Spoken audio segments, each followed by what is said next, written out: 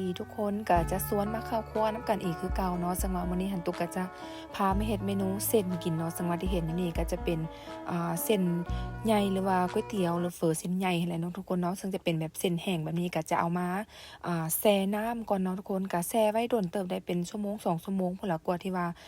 เส้นหันจะอ่อนเนาะถึงเราจะเอาไปผัดได้เนาะตุกก็จะแช่เส้นอ่อนก่อนเนาะในระหว่างที่ว่าเราแช่เส้นก็จะได้แล้วสิตุกก็จะมาเตรียมผัดในส่วนของกระเทียมเนาะทุกคนเนาะซึ่งว่ากระเทียมก็จะใส่เป็นกระเทียมจีนทั่วไปแต่ว่าเราก็จะ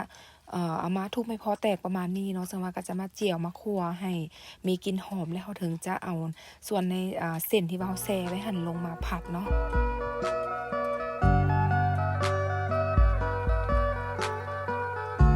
อันนี้หลังจากที่ว่ากระเทียมเขาพอเหลืองแล้วแบบประมาณนั้นที่เขาก็เอาเส้นหันลงมาผัดเลยเนาะทุกคนเนาะซึ่งว่าเฮ็ดจังซี่นะมันก็จะหอมเลยทุกคนในส่วนของน้ำมันแล้วก็กระเทียมเจียนให้เส้นของเขามันหอมยิ่งขึ้นเนาะซึ่งว่าเป็นเส้นใหญ่หรือว่าเส้นเฝอเส้นก๋วยเตี๋ยวเส้นใหญ่แบบนี้นะค่อนข้างที่ว่าใช้เวลาที่ว่าก็ผัดโดนได้ทุกคนเพราะว่าแล้วก็ต้องได้เติมเป็นส่วนของน้ำก็อย่างลงไปน้ำมันถึงจะเส้นมันถึงจะนิ่มมันนะเนาะแต่ว่าอันนี้ตุกก็จะมาใส่ในส่วนของเครื่องปรุงก่อนเนาะนี่ที่เห็นนี่ก็จะเป็นซอสมักเผ็ดหรือว่าซอสพริกอะไรเนาะนี่เฮามักแบบหน่อยแบบหลายประมาณใดนี่ให้กะเอาหรือว่าให้ปรุงเอาตามรสชาติที่เฮามักเด้อทุกคนเด้อซึ่งว่าใส่ลงไปแล้วก็จะมีในส่วนของน้ำปลาเนาะอันนี้ก็คือเป็นน้ำปลาเป็นซอสเป็นน้ำมะขามเป็นนัวน้ำตาลอีหยังทุกอย่างก็จะใส่อยู่ประมาณนี้ได้ทุกคนซึ่งว่าแต่ละอันนั้นตุกก็ได้ขึ้นไว้ให้เบิ่งอยู่เทิงหน้าจอนี่แล้วว่าตุกใส่หยังลงไปแน่เนาะแต่ว่ามื้อนี้หั่นจะบ่ได้บอกอัตราส่วนที่ว่าแน่นอนเนาะเพราะว่านี่ก็เฮ็ดแล้วก็ปรุงเอาตามรสชาติที่ว่าเฮามักเลยเนาะแต่ว่าส่วนประกอบที่ว่าใส่ก็จะมีประมาณนี้เนาะทุกคนเนาะซึ่งว่าการผัดก็คล้ายๆคือกับผัดไทยแหละทุกคนมันจะมีทั้งซอสพริกซอสมะขามจังซี่เนาะแต่ว่าตุกหั้นบ่ได้เป็นต้มเป็นน้ำปรุงไว้ก็เลยจะเอามาเทรวมๆกันในตอนที่ว่าเฮาผัดแบบนี้มันก็ง่ายอยู่เนาะมันก็สะดวกดีเนาะหนึ่งเสียนะนี่ตุกก็จะผัดไปให้จนกว่าเส้นนั้นจะอ่อนจะนิ่มมาแหละเนาะทุกคนเนาะแต่ว่าในระหว่างผัดนี่ก็ อย่างที่บอกไปเส้นมันจะใหญ่จะแข็งนี่ก็ต้องได้เติมในส่วนของน้ำสะอาดลงไปนำเนาะเพื่อว่าจะให้เส้นมันนิ่มแล้วก็กินได้ง่ายกินได้แซ่บขึ้นสิเนาะตุกก็จะค่อยพัดไปก่อนเนาะ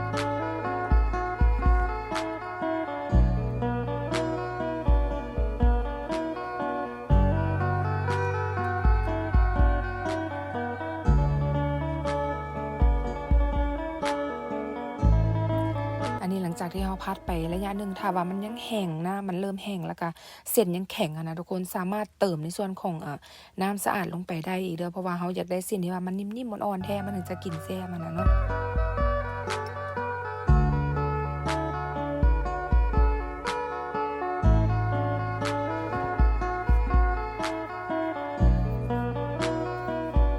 หลังจากที่ว่าเส้นเรามันนิ่มสุกได้ทีแล้วก็จะมาใส่ในส่วนของกุ้ง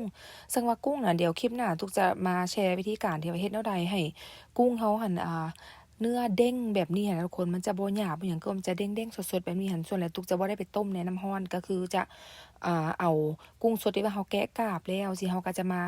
แช่หรือว่ามันน็อกในน้ำที่เราต้มเดือดๆนั่นน่ะประมาณนาทีหนึ่งก็ได้แล้วแหละทุกคนตัวกุ้งก็จะสุกแล้วแบบเนื้อก็จะเด้งพอดีได้เกลือกุ้งแบบเนื้อแน่นๆแบบนี้เลยได้ทุกคนแล้วก็จะมาโรยด้วย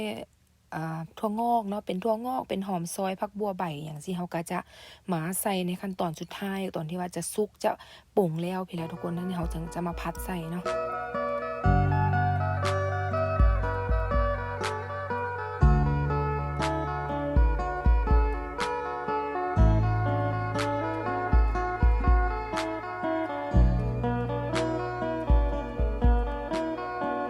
ในการผัดเวลาที่เราใส่ถั่วงอกกับหอมซอยลงไปนะทุกคนนี่แนะนำว่าก็บ่ให้ผัดโดนเนาะพอแต่แบบหอมเรายุบตัวสิประมาณนี้ก็ถือว่าใส่ได้แล้วเนาะถ้าผัดโดนหลายเดี๋ยวก็ถั่วงอกแล้วก็หอมมันสุกเกินไปมันก็จะบ่น่ากินนะเนาะนี่ก็จะผัดไปนิดนึงพอให้หอมยุบตัวแล้วก็ถั่วงอกเขายุบนึงก็สิก็ถือว่าใส่ได้เนาะทุกคนเนาะตุกก็จะคลุกเข้าไปหน่อยนึงเนาะ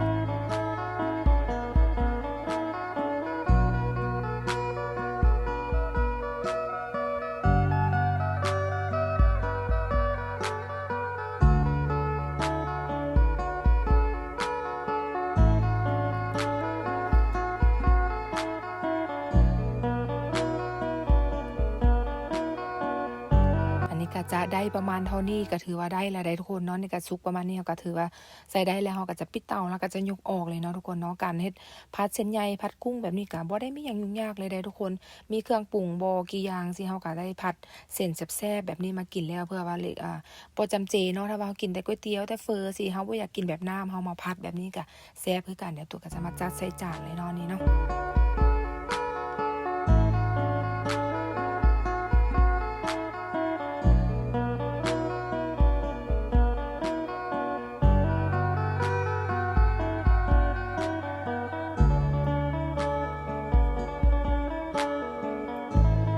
หลังจากนั้นเราก็จะมาโรยด้วยถั่วลิสงที่เราคั่วเราบดหอมๆแล้วจังซี่นะทุกคนก็มาโรยใส่เนาะแล้วก็จะมีกระเทียมเจียวหรือหอมบัวเจียวแบบใดก็ได้ทุกคนเราสามารถโรยได้เนาะในแบบที่ว่าเรามักแหละตู้ก็จะใส่เป็นกระเทียมเจียวแล้วก็จะมีในส่วนของพริกแห้งที่ว่าเราไปคั่วไปทอดในน้ำมันแล้วสิมันก็จะกรอบจะหอมนี่ก็มากินแก้มกันกับกันแบบนี้กับผักสดกับแตงกับหยังซี่มันก็แซ่บอีกอย่างเนาะทุกคนเนาะสำหรับการเฮ็ดเส้นใหญ่ผัดกุ้งวันนี้ก็บ่ได้มีหยังยุ่งยากเลยทุกคนลองมาเบิ่งคลิปนี้สูตรนี้ก็ลองเอาไปเฮ็ดกินเบิ่งเนาะมองว่าแซ่บถึกใจแน่นอนเนาะนี่ก็ เจ้าบ้านร้องเองแล้วสิเนาะสำหรับคลิปนี้ก็คือต้องขอบใจทุกคนหลายๆเนาะที่เข้ามาให้การรับชมตลอดมาเลยแล้วจังใดเฮามาเจอกันใหม่ในคลิปหน้า EP หน้าเนาะ